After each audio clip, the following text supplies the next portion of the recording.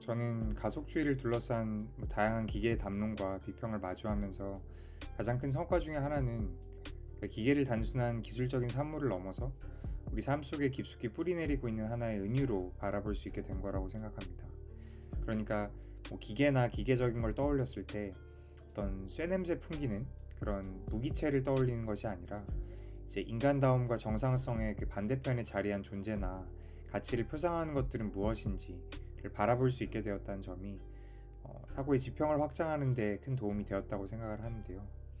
그래서 저는 은유로서의 기계를 사용해 볼 수 있는 여러 지점을 곳곳에서 발견하는 데 좀 관심을 갖게 되었는데, 제 대표적으로 매력을 느꼈던 것이 이 푸른 눈의 사무라이라는 시리즈였습니다. 일단 일본 에도 시대를 배경으로 삼는 이 시리즈에서는 우리의 고정관념상 존재하는 기계가 두드러지게 나타나진 않습니다. 그러니까 이제 막 그 서양식 총기가 수입되기 시작한 일본의 시대 배경을 반영하고는 있지만, 이게 어떤 기계화된 그 사회상을 다루거나 아니면 이와 관련한 논의를 전개하는 그런 드라마는 전혀 아닙니다. 하지만 그래서 오히려 이 안에서 은근하게 드러나는 그 기계의 은유가 더 강렬하고 좀 신선하다고 생각을 했는데요. 이 비디오 에세이에서는 그 드라마의 내러티브는 좀 압축적으로 소개를 하면서 제가 흥미롭게 지켜본 그 기계의 은유가 어떤 식으로 작동하고 있는지를 좀 설명드리고, 또 기계를 비롯해 그 괴물의 은유로부터 파생되는 이 죽음 충동의 감각이 어떻게 우리로 하여금 인간성을 사유하게 만드는지를 이야기하면서 같이 생각해 볼 만한 지점들을 마련해 볼 수 있도록 하겠습니다. 이 넷플릭스 오리지널 시리즈인 푸른 눈의 사무라이는 한 줄로 정리해 보자면 철저히 그 제도와 대중으로부터 소외된 주인공이 어떤 세간의 그 무성한 소문 속에서 괴물 혹은 기계로 살아가는 풍경을 그린다고 이제 말씀드릴 수 있습니다. 주인공 미지는 그 일본인 백인 사이에서 태어난 혼혈 여성으로 자신의 아버지로 추정되는 4인의 백인을 죽이는 걸 목표로 살아가는 검객입니다. 그는 당시 이제 극히 드물었던 혼혈 여성으로서 이웃은 물론이고 자신을 기른 엄마나 또 애정을 나눴던 남편으로부터도 존재를 부정당한 뒤에 배신당하게 됩니다.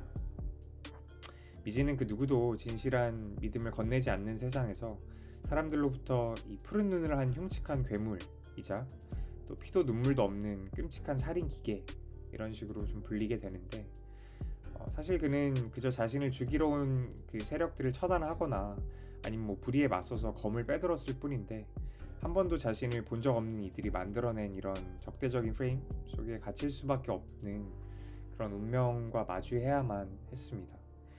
그런데 한편으로 이와 대척점에 서 있는 이 남성 사무라이들은 권력을 쟁취하기 위해 가진 비열한 수는 물론이고 변태적인 성욕을 드러내거나 무자비한 사륙을 감행하거나 이런 것들을 함에도 사람들에게 존경받는 위대한 인간으로 살아갑니다. 제가 이렇게 지금 두 존재 간의 대립구도를 이분법적으로 설명하니까 마치 미지는 선이고 남성 사무라이들은 악으로 이야기하는 것처럼 들릴 수도 있는데, 결코 그런 것은 아니고요. 이 드라마는 그 어느 한쪽의 편을 들거나 양측의 모습을 이렇게 미화하지 않습니다. 다만 이 두 존재들이 살아가는 그 생의 점도가 좀 다르다라는 점에 이제 집중한다고 볼 수 있는데, 그러니까 그 누구의 인정도 받지 못하는 미즈가 가진 고난과 역경을 딛고 기어코 생존해내는 그 어떤 끈적한 서사와 대비해서 누군가의 인정에 기반한 그런 명예를 중시하는 이 사무라이들에게는 삶은 명예가 지켜지지 못하면 언제든지 끝낼 수 있는 굉장히 이제 묽고 가벼운 것으로 좀 묘사가 됩니다. 제가 본 이 시리즈의 사실 핵심은 이 일반적으로 인정과 명예를 중시하는 그 인간을 우리가 좀 고결하게 그리는 그런 문법이 있잖아요. 근데 이제 이 부분에서 좀 탈피해서 인정과 명예가 거세된 채 살아가는 그 미지라는 인간의 어떤 생애 동력에 주목한다는 데 있습니다. 그러니까 그 끈끈한 삶을 추동하는 힘을 죽음 충동으로 이제 설명해 볼 수 있을 것 같은데, 미지의 죽음 충동은 결코 죽고 싶은 어떤 욕망의 경계를 넘나드는 그런 심리 상태를 의미한 게 아닙니다. 어쩌면 진작에 죽어버렸다면 더 나았을지도 모를 만큼 이제 고통스러운 삶을 어떻게든 좀 버티며 살아가는 그런 처연한 생의 의지, 이런 거를 의미한다고 볼 수 있을 텐데, 미지의 죽음 충동이 자기 안에서 발현되는 계기는 아무에게도 이제 정서적으로 좀 의탁할 수 없는 이런 세상에서 스스로의 심연을 들여다보며 자신의 분신과도 같은 이 검과 관계를 맺는 데서 출발합니다.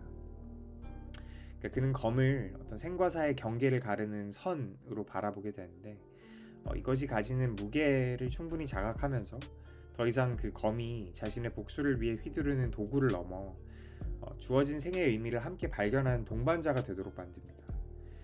그래서 시리즈의 후반부에서는 그 미즈가 이제 온몸의 반야심경을 그 붓으로 필사한 뒤에 나체로 그 큰 화구 앞에 서가지고 새롭게 자신의 칼을 이제 재련하는 그런 의식을 선보이게 되는데 이것 역시 뭔가 칼과 하나 되려는 그런 죽음 충동의 또 다른 표현이라고도 볼 수 있습니다.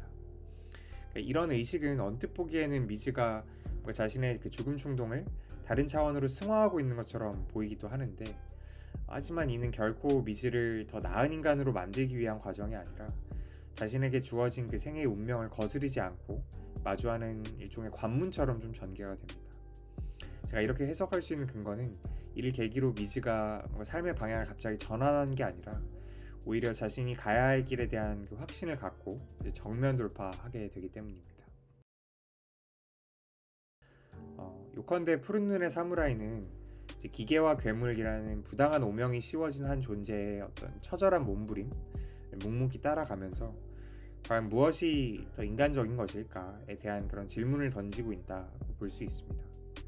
이는 섣불리 남성 사무라이보다 더 윤리적이고 그래서 인간적인 존재로 미지를 조명하고 있다 이런 뜻이 절대 아닙니다.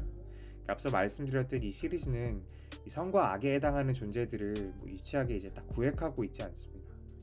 우리는 그 모든 존재 안에 어떤 빛과 그림자가 공존한다는 전제 하에 그 속에서 어떤 인간다움의 조건에 관해서 이제 좀 물어야 할 텐데요.